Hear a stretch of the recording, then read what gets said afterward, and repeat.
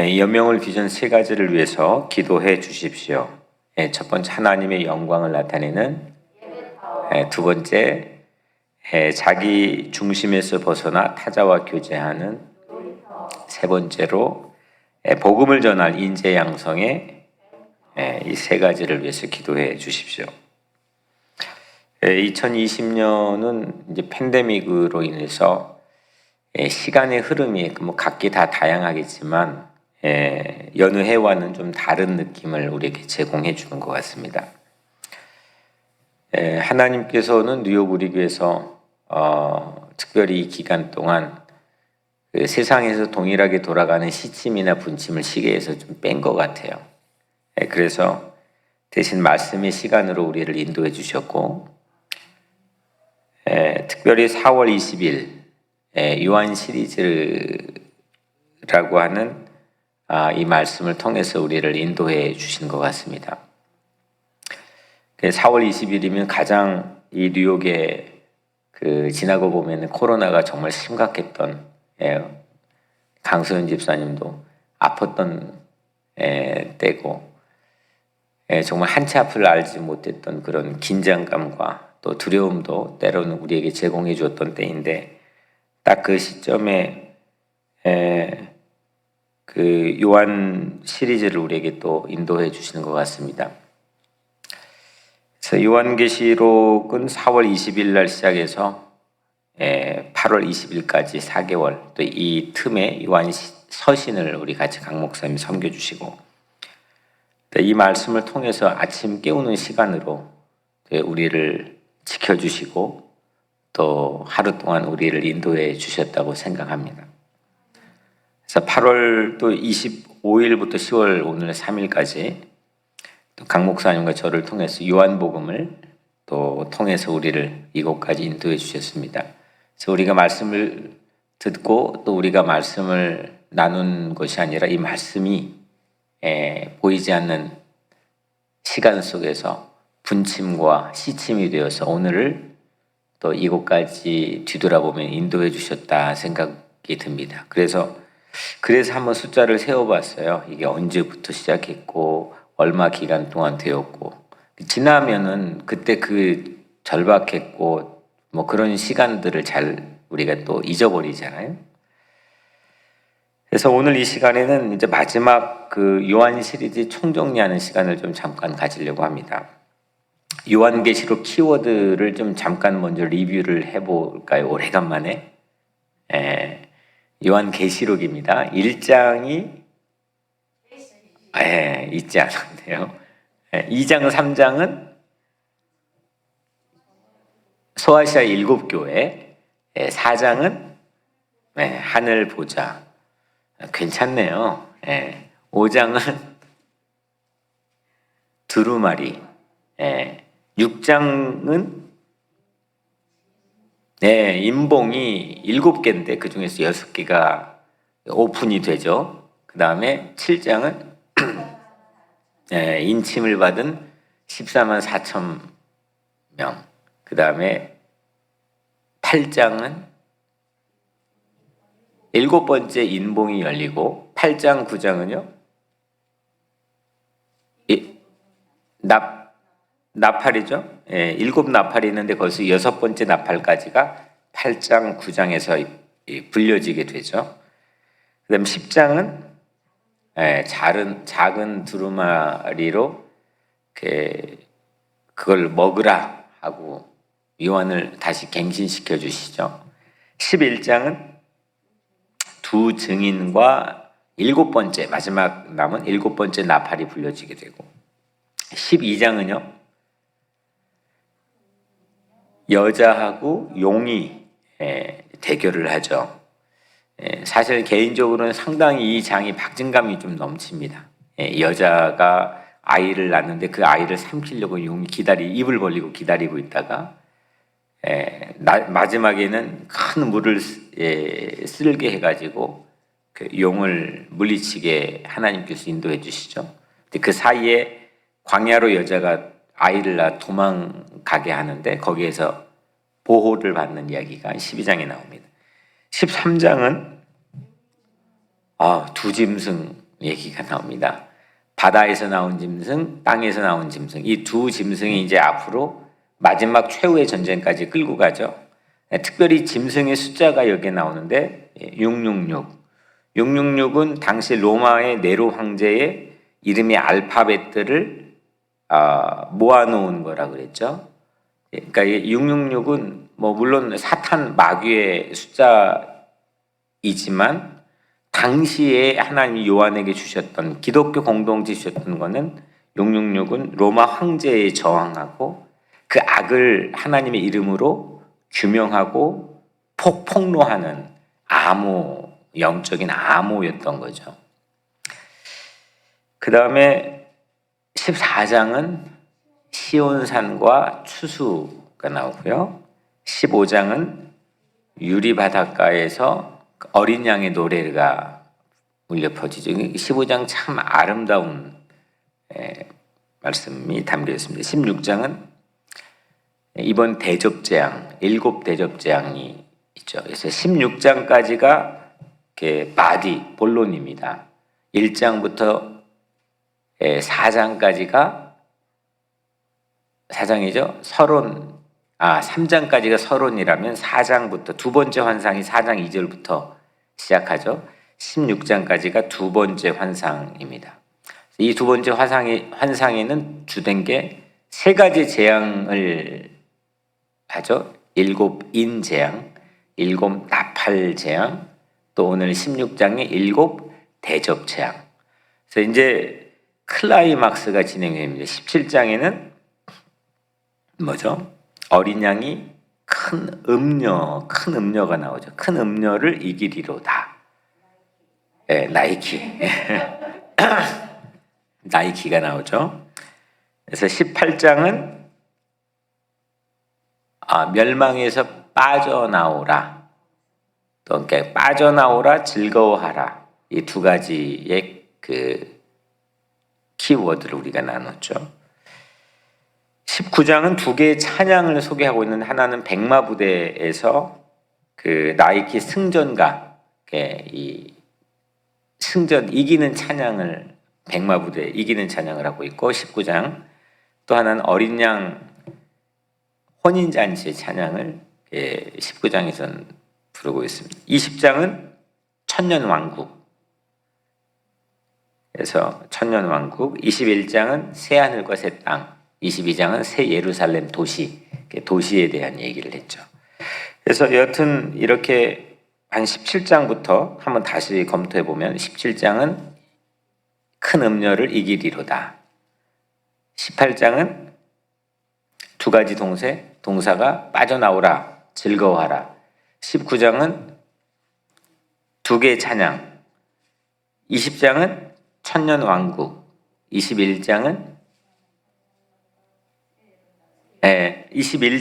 새하늘과 새 땅. 22장이 새 예루살렘 도시. 이렇게 기억하시면 되겠습니다. 그러니까 요한계시록을 통해서 본 거는 우리에게 보통 이거 읽으면 큰일 나.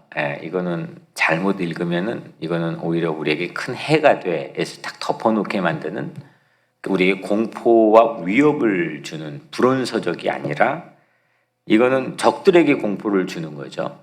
이거를 당시에 읽게 했을 때 적들이 섬찟하는 공포를 느끼고 우리는 나이키의 그 어떤 승리의 확신을 갖게 하는 책이었잖아요.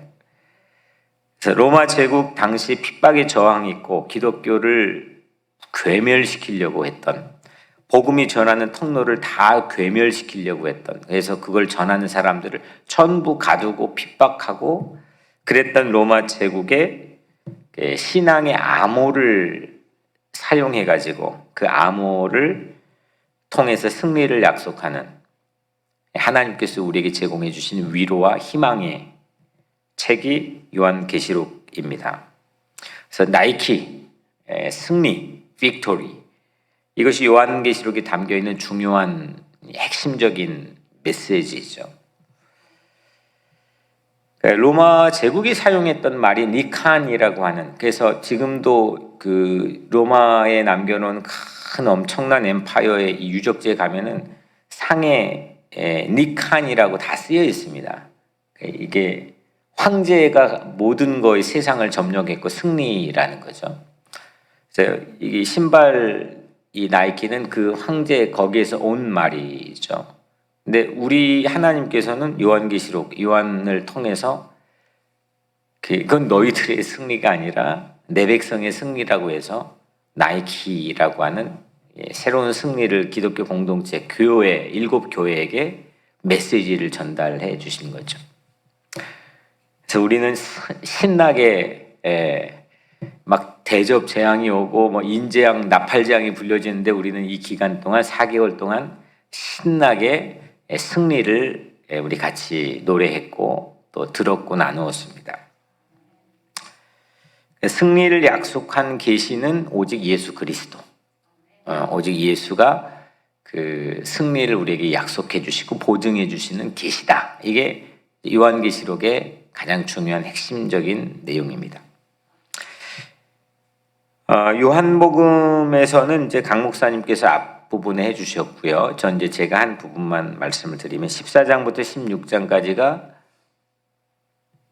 예수님의 설교, 강론이 나와 있고 17장은 예수님의 기도가 나와 있죠.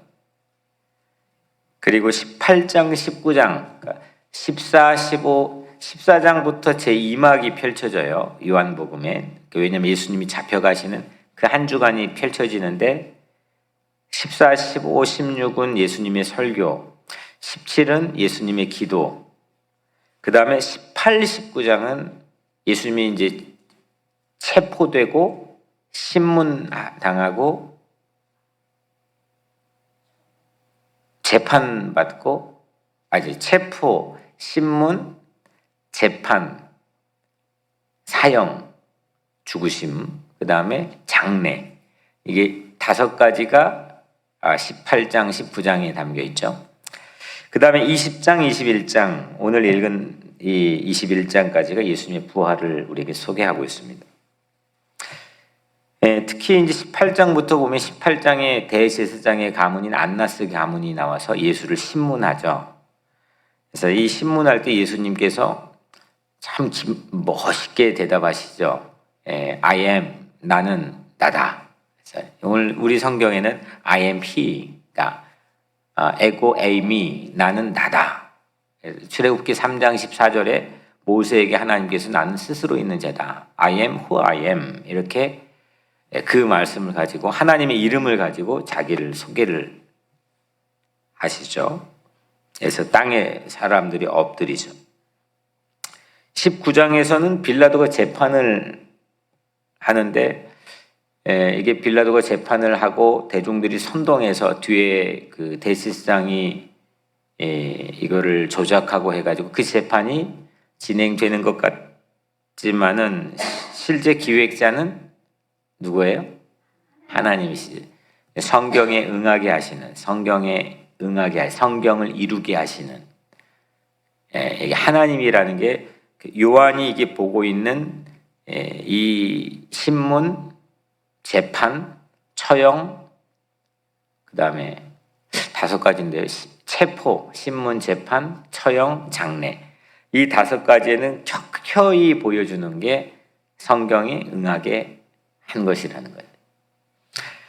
그래서 하나님께서 이루신 일이 그리스도의 십자가의 죽으심이다. 우리에게 그 대속이라고 하는 이 놀라운 은혜를 하나님이 기획한 거가 아니면 말이 안 되는 거 아닙니까?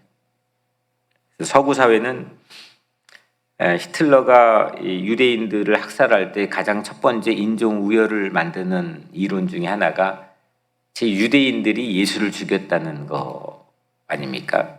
그래서 그걸 교회를 선동해서 히틀러가 전세 이 세계를 어려움 속에 몰아넣었잖아요. 2000년 동안 히틀러뿐만 아니라 수없는 전쟁의 주된 이유가 누가 예수를 죽였냐 이거. 즉 로마 쪽에서는 유대인들이 죽였다. 유대인 쪽에서는 서방 세계 이 로마 제국 너희들이 죽였지 않았느냐. 결국 우리는 근데 답을 가지고 있죠. 누가 죽였어요? 하나님께서 죽게 하셨죠. 왜? 나 때문에, 우리 때문에, 우리 죄와 인류 죄를 대속하시기 위해서. 이게 이제 예수님의 죽음에 담겨 있는 가장 큰 의미였습니다. 그래서 20장에는 드디어 부활 얘기가 나오죠. 부활 현장에 3명이 있었습니다. 묘한 관계인 요한, 베드로, 그다음 막달라 마리아가 있었는데, 이 3사람 모두 다가 부활 현장에서 일어난 일을 알지 못했다. 그런 공통점을 우리에게 보여줍니다. 하지만 부활 예수의 첫 번째 인식, 그 부활하신 예수를 첫 번째로 recognize, 인식하게 되는 사건은 시각이 아니라 청각이었죠. 마리아야 이렇게 부르시는데 갑자기 라보니 하면서 예수님을 알아보게 됩니다. 이게 이 땅이 역사상 처음 부활을 알아보는 순간 찰나죠. 그래서 목자가 이름을 불러줬을 때 그분의 음성을 듣고 우리는 그 예수를 인식하고 만나고, 또 그 믿음이라고 하는 건 들음에서 난다는 걸 우리가 함께 나누었습니다.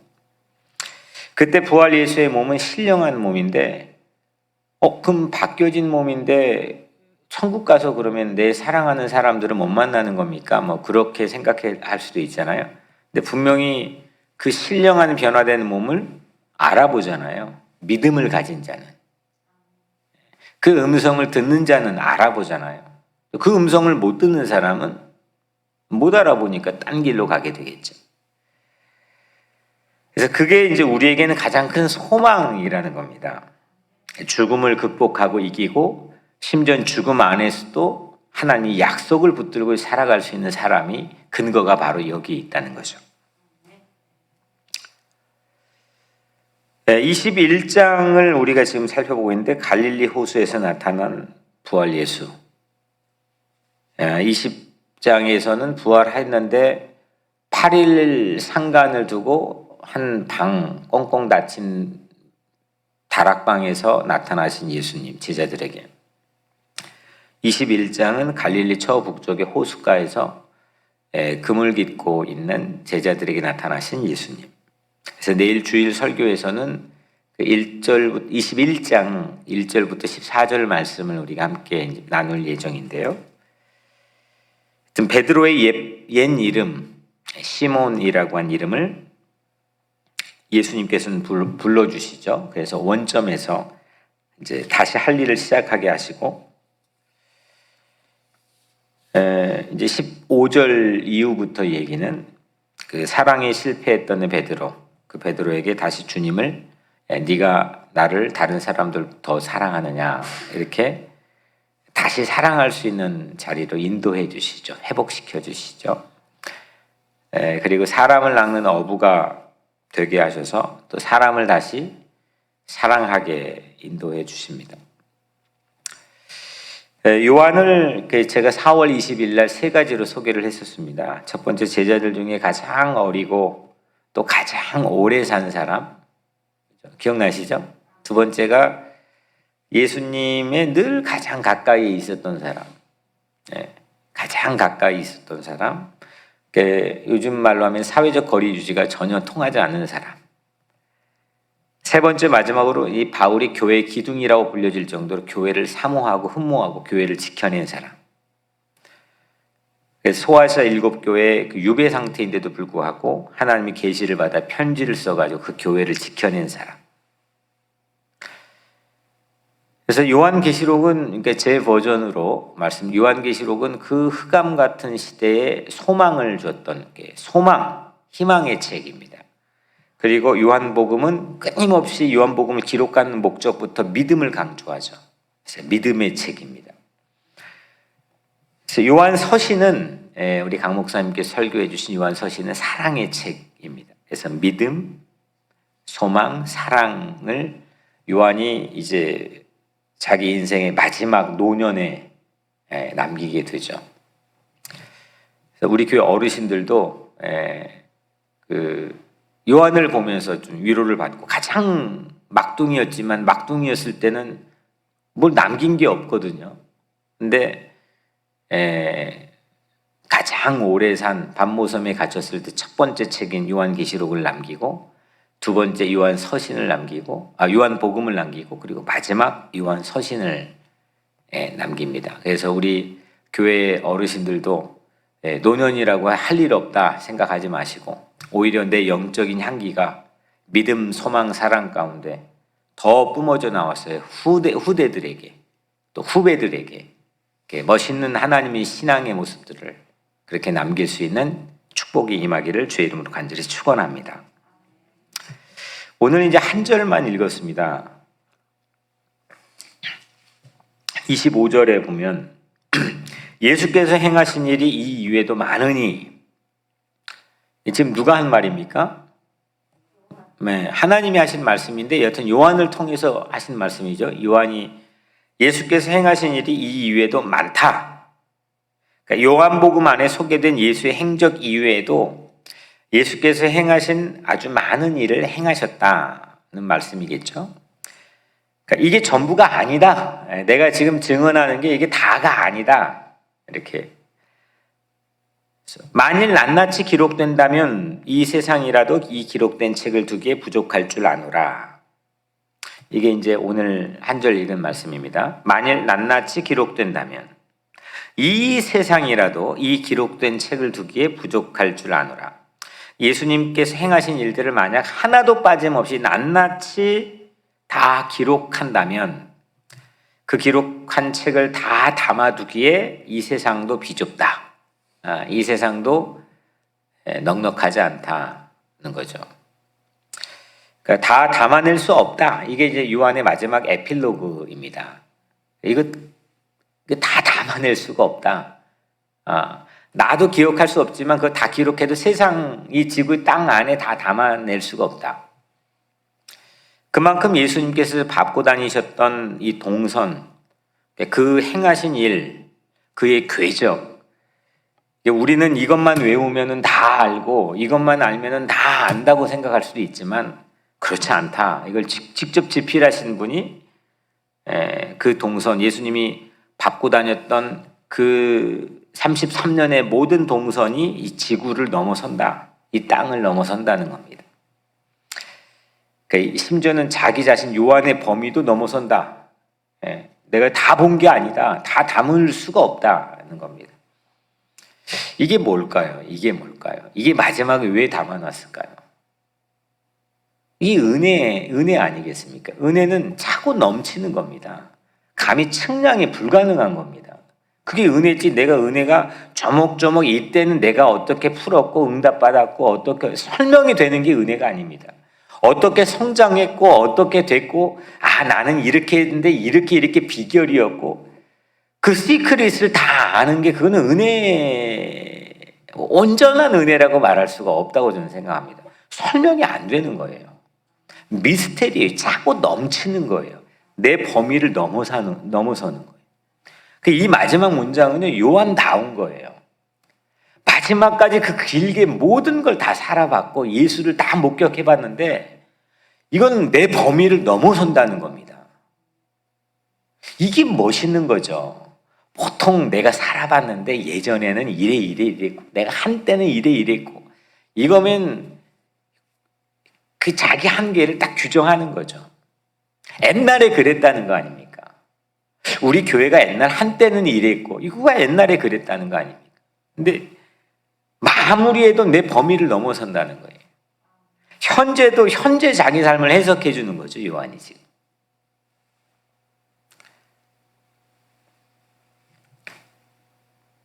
이게 은혜죠.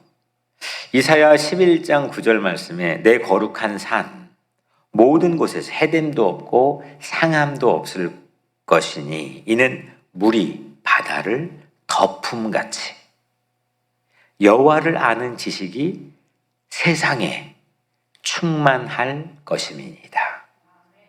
그러니까 하나님을 아는 지식은 마치 물이 바다를 덮음처럼 세상에 충만하다는 거예요. 가득하다는 겁니다. 넘친다는 겁니다. 이게 은혜죠. 하나님을 아는 지식은 이렇게 우리에게 임하는 거죠. 파악이 되고 관찰이 내 규정 안에 되는 게 아닙니다. 그냥 그래서 막 미치는 겁니다. 그 안에 그 하나님 주님을 알게 되고 주님의 말씀을 통해서 은혜 받게 되면 이 감당이 안 되는 거죠. 하나님을 아는 지 물이 바다를 덮음처럼 이라는 게 뭡니까? 대양처럼 넓고 가늠이 안 되는 대양처럼 깊다는 겁니다. 이 말씀이 또 있죠. 그 이사야 11장 9절 말씀 바로 다음에 10절 보면 그날에 이새의 뿌리에서 한 싹이 나서 만민의 기치가 설 것이요 열방이 그에게로 돌아오리니 그가 거한 곳이 영화로우리로다. 그러니까 물이 바다를 덮음처럼 여호와를 아는 지식이 세상에 충만할 것임이니라. 이 말씀 뭐냐? 만민의 기치 곧 예수 그리스도 메시아를 가리키는 거죠. 오늘 요한이 말하는 거하고 동일한 거예요. 이사야가 말한 거죠. 예수 그리스도를 아는 건 알면 알수록 끝이 없다는 겁니다. 그분이 우리에게 주시는 건 한마디로 그레이스, 은혜라는 겁니다. 그분을 아는 지식은 세상이 가득하고 충만하고 이건 나의 범위를 넘어선다는 거죠. 측량이 안 되는 충만, 가늠이 안 되는 충만, 이게 은혜잖아요. 그래서 은혜 받는 사람 보면은 가늠이 안 되고 그냥 넘어서는 거죠. 하박국 2장 14절 말씀에도 이는 물이 바다를 덮음같이 여호와의 영광을 인정하는 것이 세상에 가득함이니이다. 동일한 말씀이에요. 요한복음 마지막 21장 25절, 이사야의 11장 10절, 하박국 2장 14절 다 동일한 그런 통하는 말씀입니다. 이게 은혜가 뭔지를, 하나님의 지식과 영광을 인정하고 아는 것이 무엇인지를 아는 사람들의 얘기죠. 물이 바다를 물이 어떻게 바다를 덮습니까? 이건 말이 안 되는 거죠.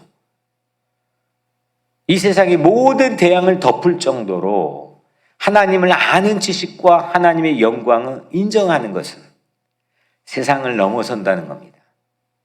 오늘 요한복음은 내가 예수의 행적이 이외에도 있는데 이거 다 기록하면 이 지구 땅을 넘어서 세상을 넘어선다는 거죠. 역사를 넘어선다는 거죠. 그러니까 요한이 이런 은혜를 받은 거죠. 결국 오늘 우리가 지난 4월 20일부터 오늘 10월 3일까지 두 목사를 통해서 하나님 주시고자 하는 것은 요한이 받은 이 은혜를 여러분들에게 나눈 겁니다. 하나님이 선포하게 하시는 거죠. 요한에게는 세상도 이 예수를 담아둘 크기가 사이즈가 안 된다. 반모섬에 막 로마 제국이 쳐넣고 막 유배시켜 놔도 막 그 사람을 가둘 수가 없는 겁니다. 암호를 써서라도 막 7교회를 살려내고 지키고 세상을 정복해가는 비전과 꿈을 토해내는 거예요. 이 요한입니다.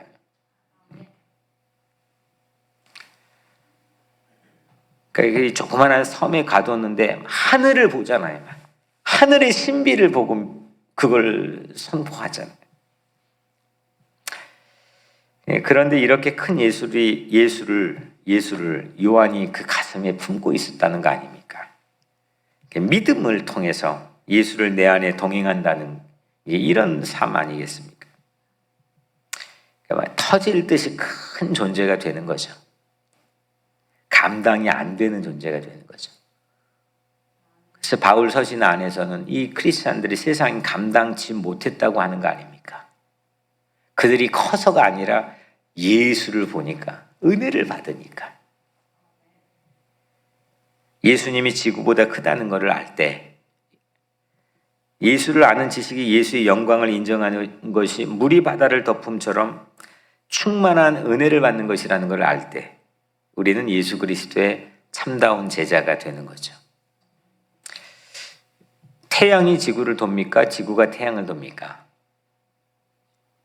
지구가 태양을 돌죠. 그리고 지구는 또 달이라고 하는 위성을 가지고 태양 주변을 돌죠. 그냥 돌지 않잖아요.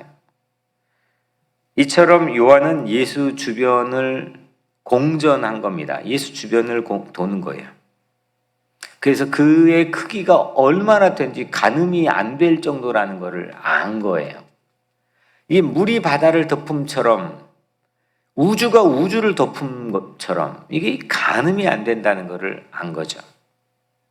그리고 자기 주변에 달이라고 하는 위성, 요한의 이 함께 동역했던 사람들, 또 교회들, 이 달이라고 하는 유성이 이 자기 주변을 돌도록 이 거느리면 태양 주변을 도는 거죠.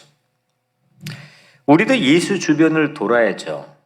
엉뚱한 데 돌지 않고 예수 주변을 돌아야지. 내 인생에서 예수 주변 돌면 되는 거 아니에요. 그래 은혜 받으면 되는 거예요. 그 예수의 빛을 우리가 받으면 되는 거죠. 그걸로 우리가 낮과 밤을 구분하고 살아가면 되는 거잖아요.